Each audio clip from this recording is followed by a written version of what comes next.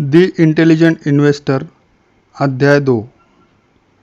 अमेरिकी दिनों दिन मजबूत होते जा रहे हैं। 20 वर्ष पूर्व किराना के $10 के सामान को 2 लोग उठाते थे। आज 5 वर्ष का एक बच्चा भी उसे उठा सकता है। Henry young man. मुद्रास्फीति, इसकी परवाह किसे है? आखिर 1997 और 2002 के बीच वस्तु और सेवाओं की कीमत में वृद्धि औसतन 2.2% थी और अर्थशास्त्रियों का मानना है कि यह निम्नतम बिंदु पर भी अतिरंजित है। क्षण भर विचार करें कि कंप्यूटर और घरेलू इलेक्ट्रॉनिक के भाव में कितनी गिरावट आई है और किस तरह अनेक वस्तुओं की गुणवत्ता अच्छी हुई है, अर्थात ग्राहकों को अपने धन का बेहतर मूल्य मिल रहा है। हाल के वर्षों में अमेरिका में वास्तविक मुद्रास्फीति दर लगभग 1% वार्षिक है। यह वृद्धि इतनी कम है कि अनेक विशेषज्ञों ने मुद्रास्फीति के मर जाने का दावा किया है। धन का भ्रम। निवेशकों के मुद्रास्फीति की अहमियत को अनदेखा करने का एक और कारण है, जिसे मनोवैज्ञानिक धन भ्रम कहते हैं। अगर आपको वर्ष में 2% की वेतन वृद्धि मिले, जबकि मुद्रास्फीति 4% चल रही हो, तो निश्चित ही यह आपको उससे बेहतर लगेगा कि वर्ष में मुद्रास्फीति 0 रहे और वेतन में 2% की कटौती हो जाए, जबकि दोनों ही हालत में दरअसल आपका वेतन समान ही है। मुद्रास्फीति के बाद 2% कम, जब तक नाम मात्र का बदलाव सकारात्मक हो, हम इसे अच्छा मानते हैं, भले ही इसका वास्तविक परिणाम नकारात्मक हो और आपके वेतन में कोई हुआ बदलाव अर्थव्यवस्था में आए समूचे आम परिवर्तन के मुकाबले ज़्यादा सुस्पष्ट और विशिष्ट होता है। इसी तरह 1980 में निवेशक बैंक के सर्टिफिकेट ऑफ डिपॉजिट (सीडी) पर मिलने वाले 11% से खुश थे और 2003 में लगभग 2% अर्जन से काफ़ी निराश थे। भले ही बीते वक्त में मुद्रास्फीति में धन खो रहे थे, जबकि अब वह मुद्रास्फीति के बराबर है। हमें जो नाम मात्र की दर मिलती है, बैंक के विज्ञापनों और इसकी खिड़कियों पर लिखी रहती है। जहाँ अंक अधिक हो तो हमें अच्छा लगता है, लेकिन मुद्रास्फीति गुप्त रूप से इसे घटा देती है। मुद्रास्फीति का असर विज्ञापनों पर नहीं, बल्कि हमारी संपत्ति पर होता है। यही कारण है कि मुद्रास्फीति की इतनी सहज ही अनदेखी हो जाती है और इसी कारण निवेश में सफलता के पैमाने में यह अहम नहीं होता कि आप कितना पा रहे हैं, बल्कि मुद्रास्फीति के बाद आपके पास कितना बच रहा है।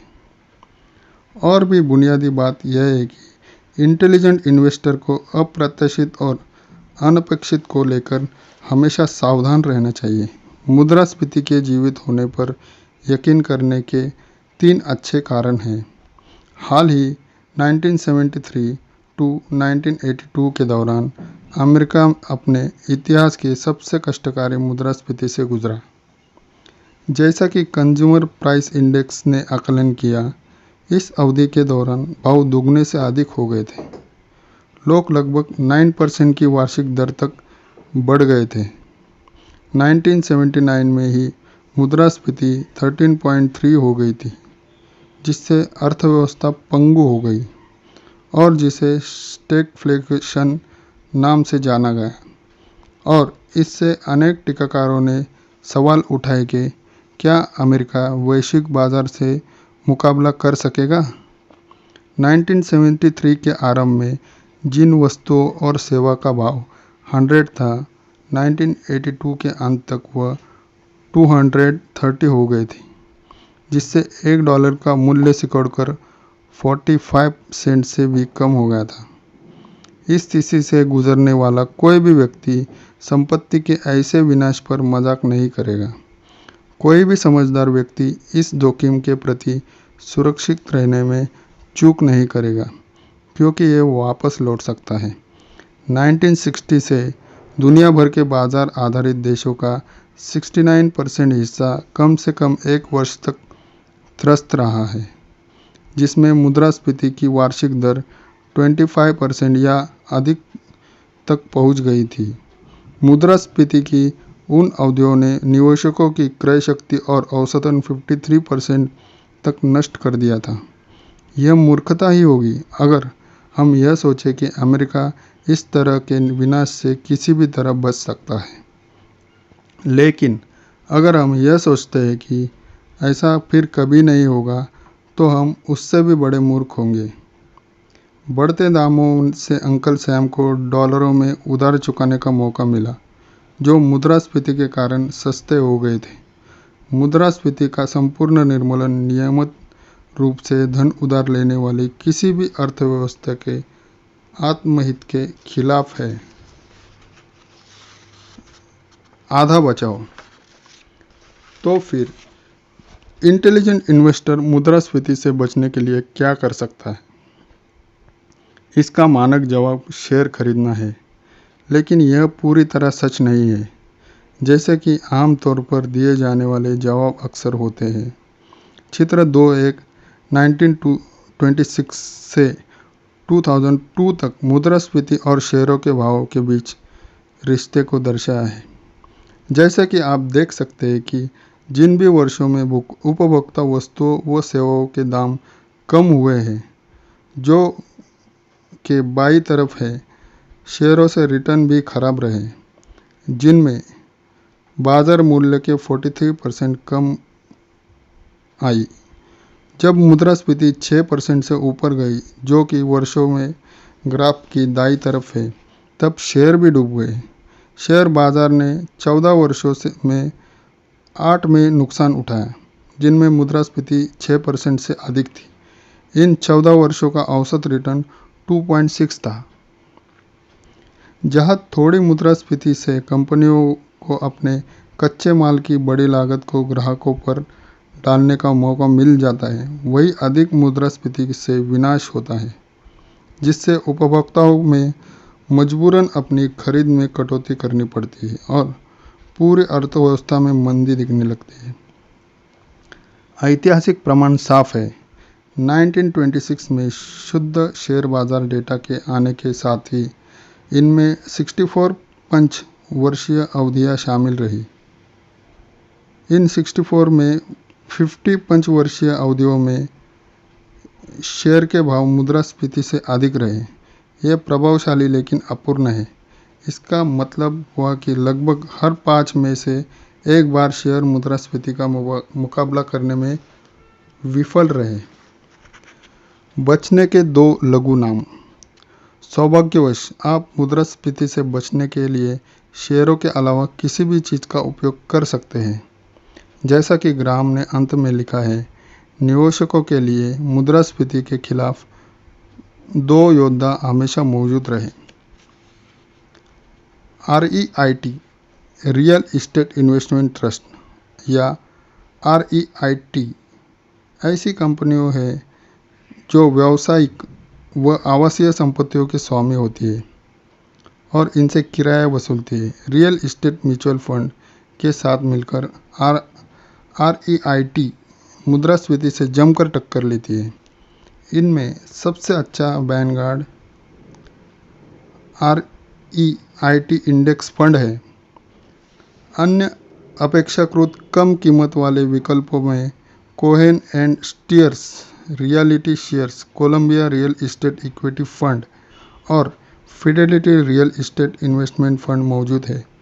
यद्यपि REIT फंड मुद्रास्फीति से लड़ने में पूर्ण सुरक्षित नहीं है, लेकिन दीर्घावधि में इससे आपको अपने कुल रिटर्न को बाधित किए बिना क्रय शक्ति में पतन की प्रति सुरक्षा मिल जाती है। TIPS treasury inflation protected securities TIPS America सरकार के बॉन्ड है। इन्हें सबसे पहले 1997 में जारी किया गया, जिनका मूल्य मुद्रास्फीति से बढ़ने के साथ स्वतः भी बढ़ता है। इनके पीछे अमेरिका का पूरा भरोसा और साख होने के कारण सभी ट्रेजरी बॉन्ड्स स्वतः ही सुरक्षित ब्याज भुगतान के मामले में हो जाते हैं। लेकिन इसके साथ ही TIPS यह भी गारंटी देती है कि आपका निवेश मूल्य मुद्रास्फीति से अप्रभावित रहेगा। एक छोटे से पैकेज में आप खुद को वित्तीय हानि और क्रय शक्ति से घटने सुरक्षित कर लेते हैं। लेकिन इसमें एक कमी भी है।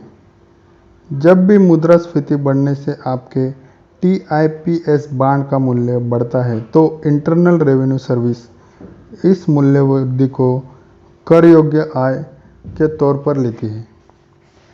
भले ही यह पूरी तरह से कागज पर मिला लाभ ही है, सिवाय इसके कि आपने बॉन्ड को एक नए उच्च भाव पर बेचा न हो। IRS को यह क्यों सही लगता है? इंटेलिजेंट इन्वेस्टर को वित्त विश्लेषण मार्क श्वेबर के बुद्धिमत्तापूर्ण शब्दों को याद रखना चाहिए। किसी नौकरशाह से क्यों का सवाल भी न करें।